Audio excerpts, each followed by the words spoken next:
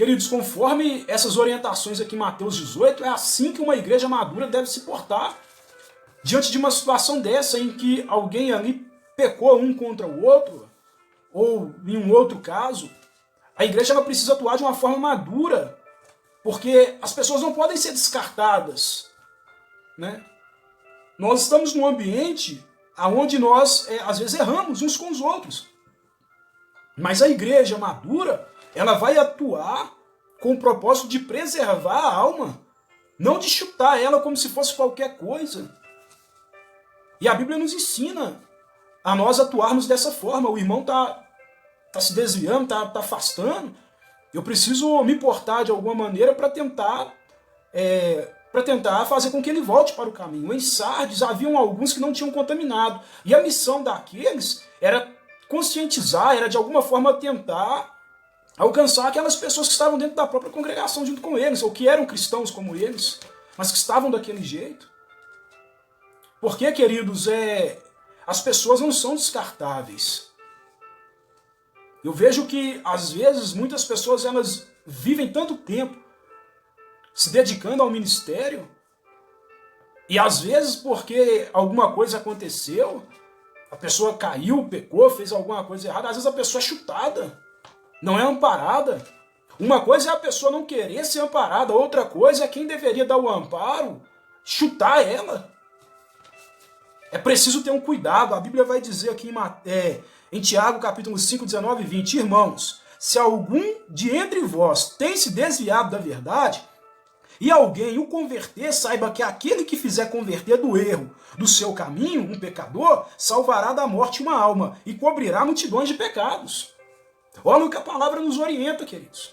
Se você está andando corretamente, se você está vigiando, não está caindo em tentações, não tá na prática deliberada do pecado ali, você precisa buscar convencer do erro aqueles que você vê que estão no erro. Porque quando você faz isso, diz a Bíblia que encobre multidões de pecado, você salva uma alma. Tem pessoas que estão conosco há tanto tempo, querido, a gente vai deixar eles da forma como eles estão? Não. A igreja de Sardes, ela tinha aqueles que não tinham contaminado as suas vestes. E eles precisavam atuar de forma que não sujassem as vestes deles e alcançassem aqueles outros que estavam com as vestes sujas, de maneira que eles se arrependessem, e se arrependendo, eles receberiam vestes limpas. Como está aqui no capítulo de número 5, ó, a promessa, né, para os que andam de brancos com o Senhor, são aqueles que são perdoados. Então eles vão andar de branco. Então uma vez que alguém reconheceu, foi perdoado, recebeu vestes novas, como diz aqui no 5, ó, o que vencer será vestido de vestes brancas, e de maneira nenhuma arriscarei o seu nome do livro da vida, e confessarei o seu nome diante do meu Pai e diante dos seus anjos. Né? A Bíblia fala, querido, que é possível aquele que está com suas vestes sujas hoje, se eles se arrependerem, eles receberão vestes brancas. Então você está me entendendo quando eu digo que alguém que está com as suas vestes sujas, ele não é descartável, ele precisa ser abraçado, ele precisa ser cuidado, ele precisa ser ajudado para que ele venha permanecer. Ah, Valdeir, mas ele não quer. Mas ele não quer porque você já fez o que deveria fazer e ele não quis, ou porque você julgou que ele não quer? Você determinou que ele não quer.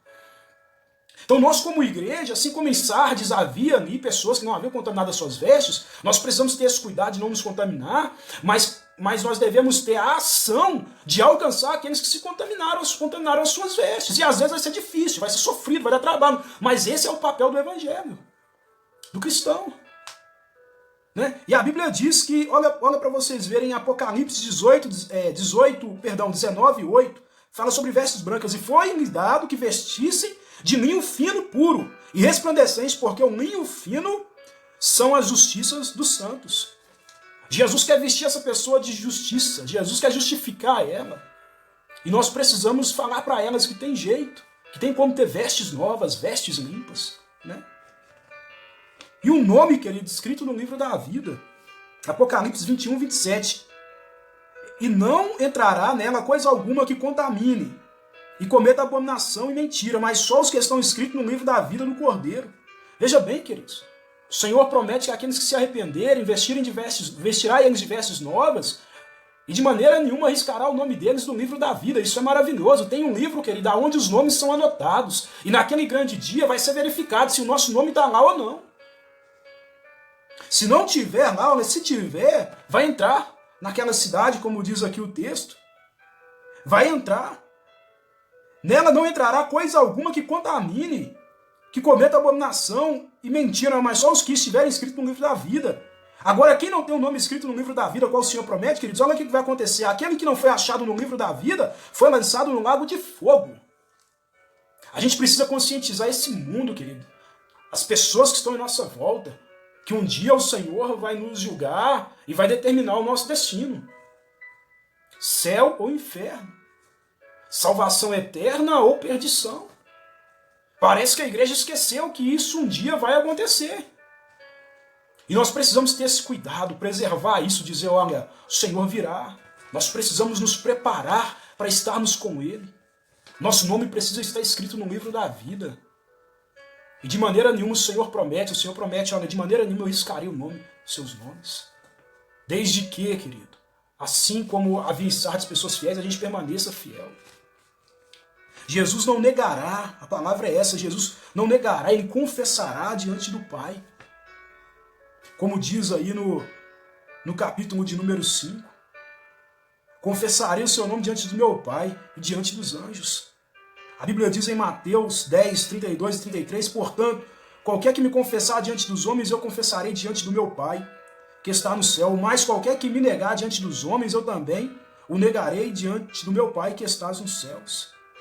Ou seja, queridos, aqueles que reconhecerem a Cristo em todo o seu viver, que não negar por causa, seja lá do que for, o Senhor Jesus também naquele dia dirá, esse aí, eu confesso o seu nome, eu vou falar diante do meu Pai o seu nome. E Jesus reafirma isso para aquela igreja em Sardes, querido. Um nome no livro da vida, olha que coisas maravilhosas que essa palavra nos traz. Vestes limpas, né? A necessidade de nós estarmos atuando, ela é real, queridos. Preservando a nossa vida e atuando para que outras vidas também conscientizem da importância de ouvirmos as palavras do Senhor, de guardarmos as palavras do Senhor, de arrependermos, como diz o texto aqui na própria carta. E aí, querido, 6 termina dizendo, o que tem ouvidos ouça o que o Espírito diz à igreja. Queridos, a responsabilidade é de cada um. Você não tem que se preocupar, querido, como que as pessoas vão receber. Você precisa dizer. Porque a partir do momento que nós ouvimos a verdade, nós já não somos inocentes mais. A responsabilidade é nossa. Quantos anos nós não ouvimos a palavra, queridos? Isso só me faz ter certeza de que naquele grande dia nós não teremos desculpas. Nós não teremos como dizer, Senhor, ninguém nos disse sobre isso. Meu Deus, a minha congregação não me ensinou isso. Estava aqui o tempo todo. O tempo todo. Queridos, eu quero deixar aí esses comentários. Que Deus abençoe sua vida e que nós sejamos igreja atuante, presente aí nesse mundo, levando a palavra do Senhor. Amém? Um abraço, Deus abençoe vocês e até a próxima aí, querendo Deus. Amém.